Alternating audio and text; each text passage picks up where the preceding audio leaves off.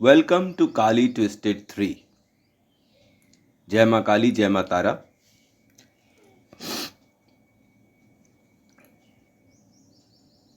संतोष लगातार डंडे पे डंडे खा रहा था और उसकी माँ उसे लगातार एक ही बात बोल रही थी। क्यों आया तू फर्स्ट क्लास में? क्यों आया? फिर बता मुझे, क्यों आया फर्स्ट तू क्लास में? तुझे बोला था ना पढ़ मत। नहीं पढ़ेगा, फर्स्ट आएगा। अब देख मेरा बेटा रो रहा है कि नहीं। संतोष का छोटा भाई संजू रो रहा था। वो इसलिए नहीं रो रहा था कि उसको किसी चीज़ की कमी थी।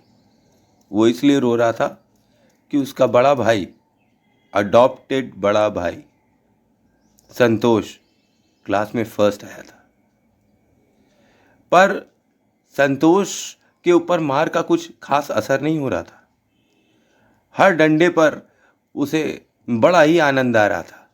ऐसा लग रहा था जैसे वो हर डंडे पर बदला ले रहा है। वो डंडे उसको नहीं पड़ रहे, वो डंडे उसके छोटे भाई के ऊपर पड़ रहे हैं। क्या किस्मत थी उसकी। जब उसको अडॉप्ट किया गया तब उसके जो पेरेंट्स थे उनकी डॉक्टरी रिपोर्ट थी कि वो लोग बच्चे पैदा नहीं कर सकते। और जैसे ही उसे अडॉप्ट किया 2 साल में ही मम्मी ने छोटा बेबी पैदा कर दिया। अब ये अडॉप्टेड चाइल्ड जो पहले घर में खुशी का माहौल लेकर आया था, अब एक ब्रेन ट्यूमर बन गया। लेकिन अब इस ब्रेन ट्यूमर को खैर पालना तो था ही। समय के साथ बीतते बीतते बढ़िया जूते, बढ़िया कपड़े, बढ़िया खाना, हर चीज़ जो बढ़िया था उस पर हक केवल छोटे बेटे का ही रह गया। और संतोष उसके उसके नसीब में तो जो बचता था वो वही था। फिर भी वो हमेशा सोचता था कभी ना कभी तो उसका भी दिन आएगा। इसीलिए वो क्लास में फर्स्ट आता था, जी तोड़ मेहनत करता था। रात में कई बार माँ बल्ब निकाल दिया करती थी तो वो छत पर जाकर छुप कर बगल के घर की रोशनी में पढ़ लिया करता था। सुबह वो पार्क भाग जाया करता था। जब वो सामने ही नहीं रहेगा तो माँ या पिताजी या कोई भी उसको छेड़ नहीं पाएगा और वो इत्मीनान से पढ़ लेगा। शाम होते होते वो घर आ जाता। माँ बोलती कहाँ गया था? पढ़ाई करने। तुझे मना किया ना, लेकिन नहीं, तू मानेगा नहीं। हमारा बस चलता तो तुझे स्कूल से निकाल देते। पर क्या बताए, समाज में तू हमारा बेटा ही है। चल। मना करो मानता नहीं है। ऐसे ही समय बीतता गया। अभाव और तिरस्कार अपमान के बीच में धीरे धीरे धीरे धीरे करके संतोष का व्यक्तित्व बहुत ही सख्त हो गया। और जब कहीं आसरा नहीं मिलता है तो ज़्यादातर हम सब भगवान के ही शरण में जाते हैं। संतोष माँ काली का परम भक्त था। घर के पीछे ही काली बाड़ी थी। काली बाड़ी के मंदिर में वो हमेशा सुबह स्कूल जाने के पहले जाया करता था। जैसे तैसे करके 12वीं उसने पास कर लिया, फर्स्ट डिवीज़न, अच्छे नंबरों से, 89.5%। और उसी के विपरीत भाई साहब, जो उनके भाई साहब थे, वो आसपास भी नहीं नजर आ रहे थे। इस पर भी माँ ने तिरस्कार और अपमान के अलावा कुछ नहीं दिया। खैर, ये एक अनाथ की किस्मत होती है। उसको ये बात पता चल गई थी। माँ के सामने वो अक्सर रोया करता था। माँ, मेरा भी समय आएगा क्या? मैं कब तक ऐसे ही रहूँगा? माँ, मुझे भी एक मौका दो। मेरी प्यारी माँ, मेरी प्यारी काली माँ, मुझे भी एक मौका दे दो। तुमको दिखता नहीं है मैं कितने कष्ट में हूँ माँ? ऐसा कह के वो हमेशा रोता रहता था। और मूर्ख को ये नहीं पता था अगर माँ की अनुकंपा नहीं होती तो वो 12वीं भी पास नहीं कर सकता था। माँ का ही आशीर्वाद था जो उसे क्लास 12th तक ले आया था। अब कॉलेज जाने के लिए फीस के पैसे और हॉस्टल के पैसे चाहिए थे, जो उसके पास नहीं थे। माँ के पास बैठकर वो खूब रो रहा था। बोला, माँ, मैंने जैसे तैसे कर कर यहाँ तक तो मैनेज कर लिया है, अब आगे कैसे मैनेज करूँगा? फीस कौन देगा? हॉस्टल के पैसे कौन देगा? स्कॉलरशिप का एग्ज़ाम दिया हुआ है माँ, अगर स्कॉलरशिप का एग्ज़ाम पास कर लूँ तो 2 लाख की जगह मुझे केवल 20 ही हज़ार देना होगा माँ। मेरा स्कॉलरशिप का एग्ज़ाम है, तुम देख लेना माँ। ये कहकर उसने अपने टिफ़िन बॉक्स से पार्ले जी का बिस्किट निकाला और 2 बिस्किट माँ की तरफ बढ़ा दिए और बाकी अपनी तरफ। वो ऐसा ही था, वो कभी भी अकेला नहीं खाता था। वो हमेशा माँ को पहले खिलाता और बाद में अपना खाता। कुछ ही दिनों में रिजल्ट आया और माँ के आशीर्वाद से स्कॉलरशिप तो उसने फोड़ ही दिया था। खैर, अब 20 हज़ार की बात आई। संतोष अपने पिताजी के पास गया और बोला, पापा 20 हज़ार दे दीजिए, मैं कॉलेज चला जाऊं। पैसे क्या पेड़ पे उगते हैं?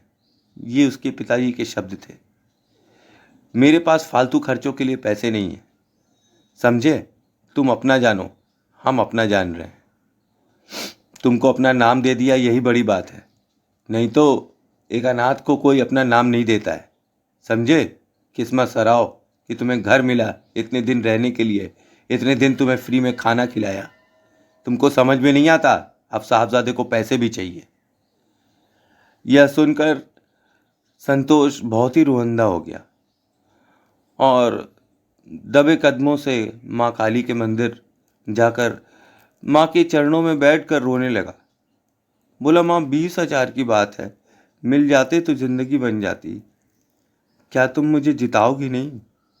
मेरे मरने के पहले तुम मुझे कभी भी नहीं जिताने वाली हो क्या?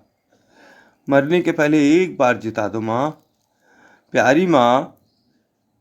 तभी वहां से एक वृद्ध स्त्री पता नहीं कहां से आ गई और उसने उससे बोला कि अगर माँ कहती है कि अगर तू माँ के दर्शन नंगे पैर कर 11 दिन, तो 12वें दिन तेरी इच्छा पूरी करेगी माँ। तो संतोष उस औरत को बड़ी अचरज भरी निगाहों से देखता था। संतोष धार्मिक तो था पर सुपरस्टिशियस नहीं था, वहमी नहीं था। वो माँ का परम भक्त था, पर कर्म में उसका सर्वथा विश्वास था। पर आज ऐसी स्थिति हो गई थी कि उसके कोई भी कर्म उसको कोई भी रास्ता नहीं दिखा रहे थे। तो जो सलाह उस बुड्ढी ने दी थी उसने मान ली। 11 दिन तक निरंतर वो माता काली के मंदिर जाता रहा, नंगे पैर, और दर्शन करता रहा। 12वें दिन वो बैठा ही था। सारा दिन बीत गया लेकिन कुछ ना हुआ। उसने कहा, जबरदस्ती उस बूढ़ी औरत की बात मानी, पर क्या हुआ, चलो माता के दर्शन तो करें। कोई बात नहीं, माँ का आशीर्वाद है मेरे सिर पर, जो होगा देखा जाएगा। अभी वो मंदिर से निकल ही रहा था कि उसने पास में देखा, बगल में, कि कुछ लोग जुआ खेल रहे थे। वो जाके पास में खड़ा हो गया तो उसने देखा कि वो लोग पूछ रहे थे कि ये कार्ड कौन सा है, ये कार्ड कौन सा है, ये कार्ड कौन सा है, ये कार्ड कौन सा है। और जो बता दे रहा था वो पैसे डबल कर दे रहा था। संतोष ऐसे तो जुआरी नहीं था और ना ही भाग्य में विश्वास रखता था, क्योंकि बचपन से ही उसने देख लिया था कि भाग्य उसके साथ नहीं रहता था। पर फिर भी आज न जाने कहाँ से उसके मन में आया कि क्यों ना आज अपना भी भाग्य आजमाया जाए। उसने जेब में हाथ डाला तो जेब में 1 रुपया भी नहीं था। सोच में पड़ गया वो। तभी पीछे से वही बूढ़ी अम्मा आई और उसने बोली, अच्छा यहाँ खड़े हो, भाग्य आजमाना चाहते हो? ये बेटा मेरे पास 500 रुपये हैं, तुम इसको ले लो, और अगर तुम जीतना तो मुझको मेरे पैसे लौटा देना।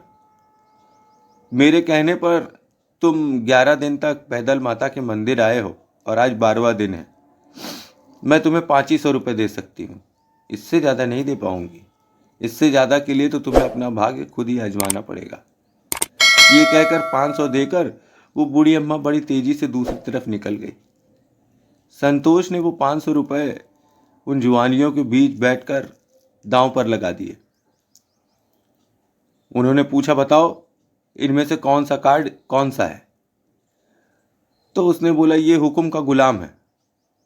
जैसे ही पलटा गया तो वो हुक्म का गुलाम था। अब 500 के 1000 हो गए, 1000 के 2000, 2000 के 4000, 4000 के 8000, 8000 के 16000 और 16000 के 32000 जब हो गए तो वो जुआरी पागल हो गए। वो बोले, ये क्या चक्कर है, हैं? तो कहा कि ये कोई चक्कर नहीं है, ये तो माँ काली का आशीर्वाद है। क्या माँ काली का आशीर्वाद है? अभी बताते हैं तुझे। अब नई गड्डी लाएंगे और फिर से फेंटेंगे और तू बताएगा कि इसमें कौन सा पत्ता कौन सा है। उन्होंने नई गड्डी लाई, फेंटी और सामने बिछा दी। कहा, अगर तूने नहीं बताया तो हम तेरा यहीं पे कचूमर निकाल देंगे। बेईमानी करता है तू, ट्रिक आजमाता है कोई हम पर।